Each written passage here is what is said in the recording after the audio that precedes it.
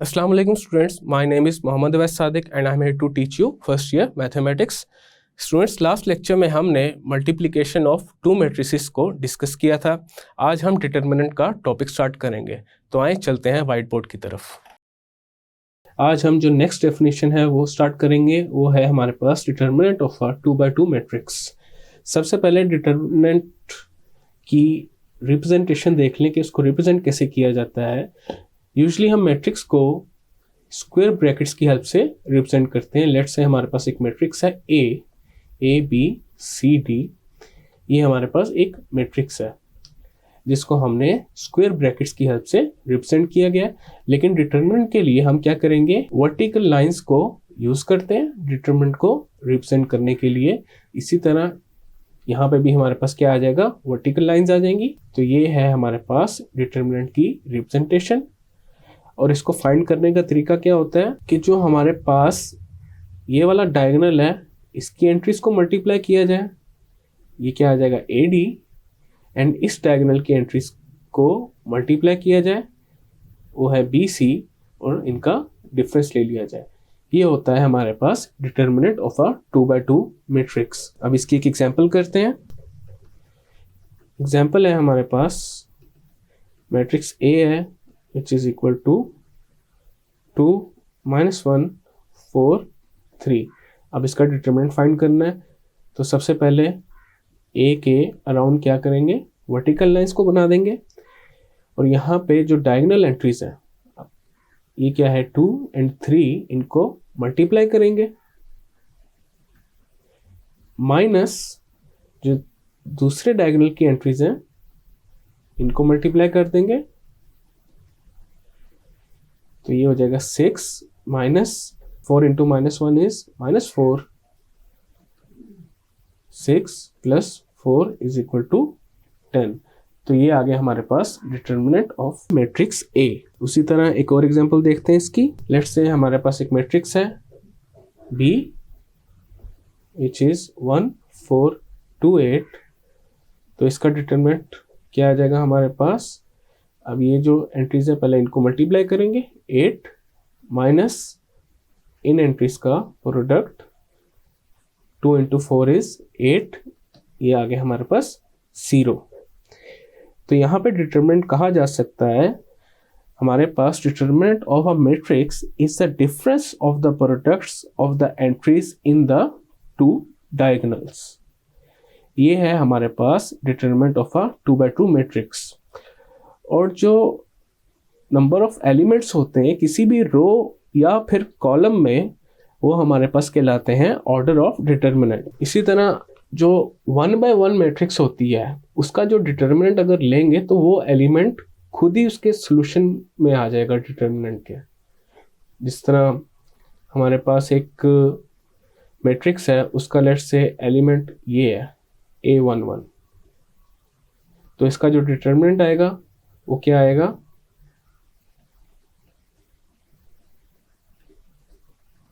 A11 ही आ जाएगा। Next definition है singular and non singular matrices की। लेट्स से हमारे पास एक स्क्वायर मैट्रिक्स है A, वो तब सिंगुलर होगी अगर उसका डिटरमिनेंट 0 के इक्वल आ जाए, अदरवाइज वो एक नॉन सिंगुलर मैट्रिक्स होगी।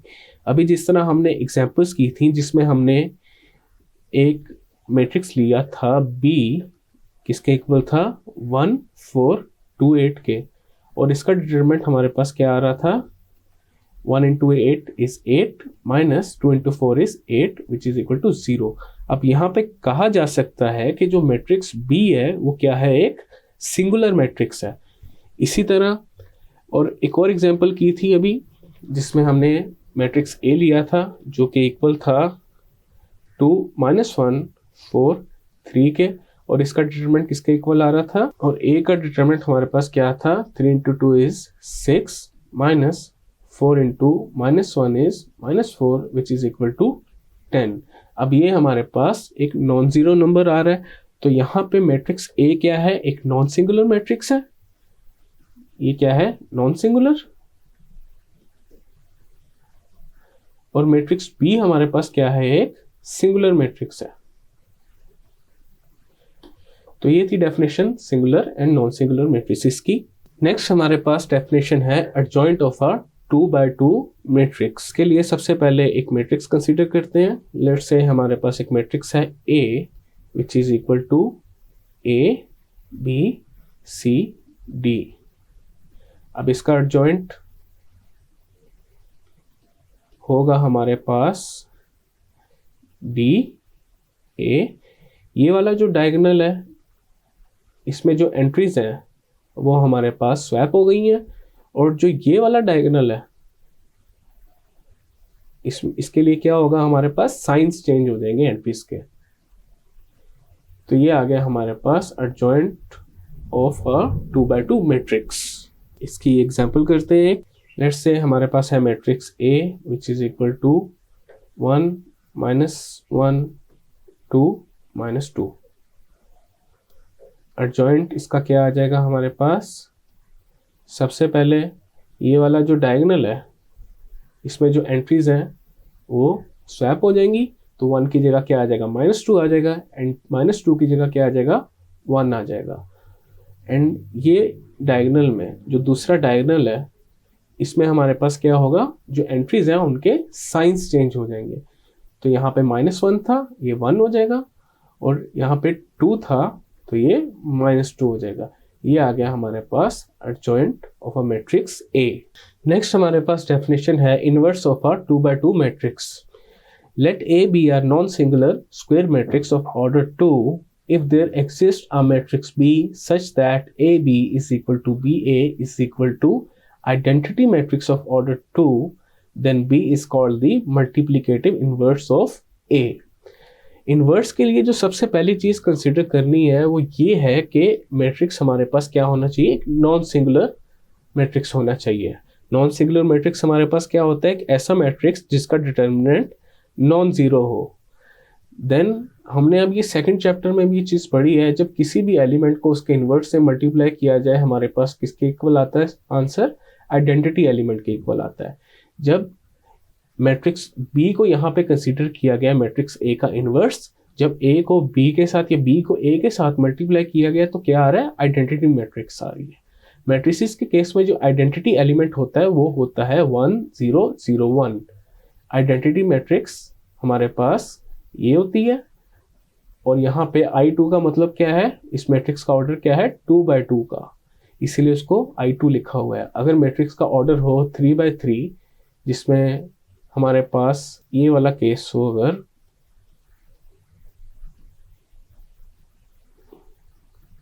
तो ये हमारे पास किसके इक्वल होगा, I3 के इक्वल। इसी तरह यहाँ पे I2 लिखा हुआ है, तो B हमारे पास क्या कहलाएगा, मल्टीप्लिकेटिव इनवर्स ऑफ A कहलाएगा, और and is usually denoted by A, और ऊपर हमारे पास पावर में क्या है, -1 है। अब इन्वर्स मैट्रिसेस केस में फाइंड करने का जो तरीका होता है वो ये होता है कि हमारे पास एक मैट्रिक्स अगर A है तो A इन्वर्स हमारे पास इक्वल होगा 1 over determinant of A multiply by adjoint of A। ये हमारे पास इन्वर्स फाइंड करने का तरीका है एक मैट्रिक्स का। अब इसको प्रूव करते हैं। ये हमारे पास एज एन एग्जाम्पल भी है बुक के अंदर, तो इसको प्रूव करते हैं अभी। For a non singular matrix A, prove that A inverse is equal to 1 over determinant of A multiply by adjoint of A। अब यहाँ पे ये A इनवर्स का हमारे पास फाइंड करने का तरीका है, इसको प्रूव करते हैं। यहाँ पे देखा जा सकता है कि नॉन सिंगुलर मैट्रिक्स कंसीडर की गई है। अगर यहाँ पे सिंगुलर कंसीडर की जाए, सिंगुलर मैट्रिक्स अब एक ऐसी मैट्रिक्स होती है जिसमें डिटर्मिनेंट 0 के इक्वल आ जाए। अगर डिटरमिनेंट 0 हो जाए तो ये 1 ओवर 0 हो जाएगा, जिसकी वजह से क्या हो जाएगा, ए इनवर्स अनडिफाइन हो जाएगा, एग्जिस्ट ही नहीं करेगा। इसी वजह से किसी भी मैट्रिक्स का इन्वर्स फाइंड करने के लिए सबसे पहले ये चेक करना ज़रूरी है क्या उसका डिटरमिनेंट 0 है या नहीं है। अगर नहीं है देन ही उसका इन्वर्स फाइंड किया जा सकता है। तो अभी हम इन्वर्स के जो फॉर्मूला है इसको प्रूफ करते हैं। लेट्स से हमारे पास एक मैट्रिक्स है A B C D, और फिलहाल के लिए हम अज्यूम कर लेते हैं जो उसका इन्वर्स है वो हमारे पास इक्वल है P Q R S के। जब किसी भी एलिमेंट को उसके इन्वर्स से मल्टीप्लाई किया जाए, हमारे पास किसके इक्वल आंसर आता है? आइडेंटिटी एलिमेंट के। जब मैं ए को ए इन्वर्स से मल्टीप्लाई करूंगा तो क्या आएगा? ये आइडेंटिटी एलिमेंट आएगा। तो यहाँ पे ए है हमारे पास a b c d. A inverse हमने जो अज्यूम किया है वो है p q r s is equal to I two which is 1 0 0 1। 1 0 0 1 हमारे पास मैट्रिसेस के केस में आइडेंटिटी एलिमेंट होता है। अब यहाँ पे इन दोनों मैट्रिसेस को पहले मल्टीप्लाई कर देते हैं। तो ये हमारे पास क्या आ जाएगा? फर्स्ट रो को फर्स्ट कॉलम के साथ पहले मल्टीप्लाई करेंगे। यहाँ पे जो फर्स्ट रो है उसके जो एलिमेंट्स हैं उनको हम जो सेकंड मैट्रिक्स है उसके फर्स्ट कॉलम के एलिमेंट्स के साथ मल्टीप्लाई करेंगे एंड देन उनको ऐड करेंगे। तो ये आ जाएगा A P plus B R. अब इस तरह फर्स्ट रो को सेकंड कॉलम के साथ करेंगे तो ये आ जाएगा A Q plus B S. अब सेकंड रो को फर्स्ट कॉलम के साथ करेंगे तो ये आएगा C P plus D R. And जब सेकंड रो को सेकंड कॉलम के साथ करेंगे तो ये आ जाएगा C Q plus D S. ये आ गया हमारे पास इक्वल 1 0 0 1। अब यहाँ पे अगर मैं मैट्रिसेस वाली कंडीशन ख़त्म करना चाहता हूँ तो उसके लिए क्या करेंगे? यहाँ पे हमारे पास 4 इक्वेशंस हैं। ये 4 हमारे पास क्या है? इक्वेशंस हैं। इनको हम 1 बाय 1 लिख लेंगे और इक्वल किसके होंगी? जो इनके कोरिस्पॉन्डिंग हमारे पास जो एलिमेंट आ रहे हैं 1 0 0 1। इसी तरह अब क्या हो जाएगा? A P plus B r हमारे पास किसके इक्वल होगा? 1 के इक्वल होगा। A Q plus B s equal होगा 0 के। C P plus D r equal होगा 0 के and c Q plus D s equal होगा 1 के। तो इसको लिख लेते हैं। A P plus B r equal आ जाएगा 1 के। A Q plus B s equal आ गया 0 के। C P plus D r equal आ गया 0 के and c Q plus D s equal आ गया 1 के। इन इक्वेशंस को नेम दे देते हैं। ये इक्वेशन है 1, equation number 2, equation number 3 and equation number 4। तो यहाँ पे सबसे पहले इक्वेशन नंबर 3 को यूज करते हैं। इक्वेशन नंबर 3 में से हम क्या करते हैं? r को एक्सट्रैक्ट कर लेते हैं। तो ये आ जाएगा D R is equal to minus C P. R is equal to minus C P over D. अब r की ये जो वैल्यू आई है हमारे पास, इसको सब्सटीट्यूट कर देते हैं इक्वेशन नंबर 1 में, जो कि है A P plus B R is equal to 1। इसके अंदर क्या करते हैं? r की वैल्यू जो हमने फाइंड की है उसको सब्सटीट्यूट कर देते हैं। यहाँ पे लिखते हैं पुटिंग r इन इक्वेशन 1। तो ये आ जाएगा हमारे पास a P plus B, r की जगह क्या आ जाएगा? Minus C P over D is equal to 1। अब यहाँ पे थोड़ा सिंप्लीफाई कर लेते हैं। ये आ जाएगा ए P minus B C P over D is equal to 1। यहाँ पे एलसीएम ले लेते हैं। यहाँ पे एलसीएम लेते हैं दोनों टर्म्स का। एलसीएम क्या आ जाएगा? डी। तो ये आ जाएगा A D P minus B C P is equal to 1। अब यहाँ पे p हमारे पास दोनों टर्म्स में कॉमन आ रहा है। तो ये आ जाएगा A D minus B C over D और p क्या आ गया? कॉमन आ गया इज इक्वल टू 1। यहाँ से हम p की वैल्यू निकाल लेते हैं। p हमारे पास इक्वल आ जाएगा 1 over A D minus B C over D. इसको थोड़ा सिंप्लीफाई करेंगे तो ये हो जाएगा D over A D minus B C. ये आ गया हमारे पास p। अब जो ऊपर हमने r की वैल्यू निकाली थी, r की वैल्यू हमने ऊपर क्या निकाली थी? Minus C P over D. R की वैल्यू हमने ऊपर निकाली थी -CP/D। अब यहाँ पे जो P की वैल्यू हमने निकाली है उसको क्या करेंगे, पुट कर देंगे। P की वैल्यू थी D/AD - BC, उसको जो R की वैल्यू ऊपर निकाली थी उसमें सब्स्टिट्यूट कर देंगे। तो ये देखते हैं क्या आता है हमारे पास। तो R आ जाएगा -C/D और P की जगह आ जाएगा D/AD - BC। अब इसको सिंप्लीफाई करते हैं, D से D कैंसिल आउट हो जाएगा, तो ये आ जाएगा -C/AD - BC। नेक्स्ट हम सेम प्रोसीजर्स को यूज करके Q एंड S की वैल्यू फाइंड करेंगे। तो उसके लिए जो इक्वेशन नंबर 2 हमने बनाई थी वो क्या थी, AQ + BS = 0। सबसे पहले इसको क्या करेंगे, यूज करेंगे। यहाँ से हम S फाइंड करते हैं सबसे पहले। तो BS क्या आ जाएगा, -AQ, S आ जाएगा -AQ/B।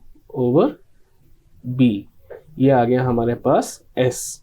अब क्या करेंगे, इक्वेशन नंबर 2 से हमने जो S की वैल्यू फाइंड की है उसको सब्स्टिट्यूट कर देंगे इक्वेशन नंबर 4 में। इक्वेशन नंबर 4 हमारे पास थी CQ + DS = 1। इक्वेशन 4 जो हमने बनाई थी वो थी CQ + DS = 1। इसके अंदर हम S की वैल्यू क्या करेंगे, पुट कर देंगे। तो ये हो जाएगा CQ + D, S की जगह आ जाएगा -AQ/B = 1। तो यहाँ पे अगेन आप थोड़ी सी सिंप्लीफिकेशन करेंगे, तो ये आ जाएगा CQ - ADQ/B = 1। भी हमारे पास यहाँ पे नेक्स्ट स्टेप में हम क्या करेंगे, एलसीएम ले लेंगे। तो आ जाएगा BCBQ - ADQ = 1।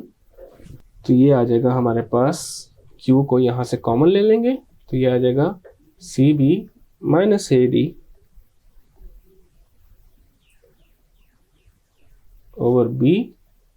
= 1। और यहाँ से हम क्या करेंगे, Q को निकाल लेंगे। यहाँ पे उसके अलावा हम एक और काम ये कर सकते हैं कि अंदर से अगर माइनस भी कॉमन ले लें तो ये आ जाएगा -Q। तो अंदर हमारे पास क्या बन जाएगा, AD - BC/B = 1। अब यहाँ से Q एक्सट्रैक्ट कर लें, तो ये Q आ जाएगा हमारे पास इसके इक्वल, B उधर जाके मल्टीप्लाई हो जाएगा, डिवाइड बाय -AD - BC। ये आ गया हमारे पास Q। अब हमने क्या फाइंड करना है, S फाइंड करना है। उसके लिए क्या करेंगे, जो हमने S की वैल्यू निकाली थी पहले उसके अंदर Q की वैल्यू को पुट कर देंगे। S हमारे पास था -AQ/B। अब यहाँ पे Q की वैल्यू पुट कर देंगे, तो वो है हमारे पास -B/AD - BC divide by B। अब इसको जब सिंप्लीफाई करेंगे तो हमारे पास क्या आ जाएगा, B से B कैंसिल आउट हो जाएगा, minus into minus is plus, तो ये आ जाएगा A/AD - BC। ये आ गया हमारे पास S। अब हमारे पास जो सारी वैल्यूज हैं P, Q, R and S वो हमने फाइंड कर ली हैं। उनको एक दफ़ा नीचे लिख लेते हैं जो हमारे पास वैल्यूज आई हैं P, Q, R और S की। P हमारे पास आया था D/AD - BC। Q है हमारे पास -B/AD - BC। R हमारे पास आया था -C/AD - BC। इसी तरह S हमारे पास क्या आया था, A/AD - BC। हमने इस एग्जाम्पल के स्टार्ट में कंसिडर किया था A इनवर्स हमारे पास किसके इक्वल है, P, Q, R and S के। A इनवर्स हमने ये सपोज किया था। हम इसके अंदर P, Q, R and S की जगह जो हमने वैल्यूज फाइंड की है P, Q, R and S की, उनको पुट कर देंगे। तो ये आ जाएगा हमारे पास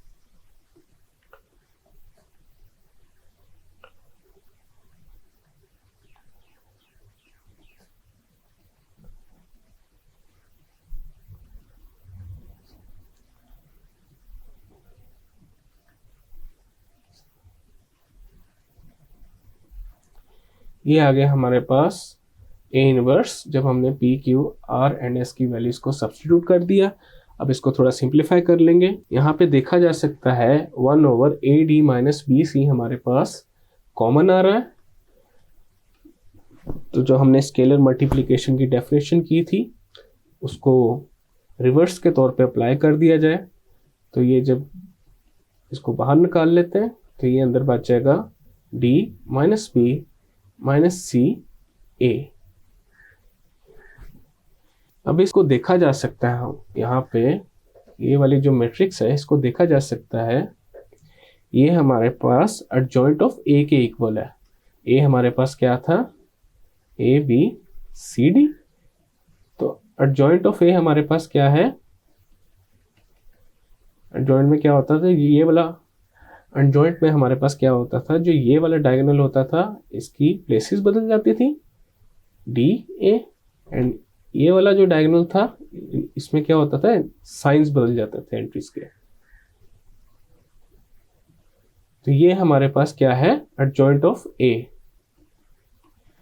तो इसको ऐसे लिख देते हैं एडजॉइंट ऑफ A के तौर पे।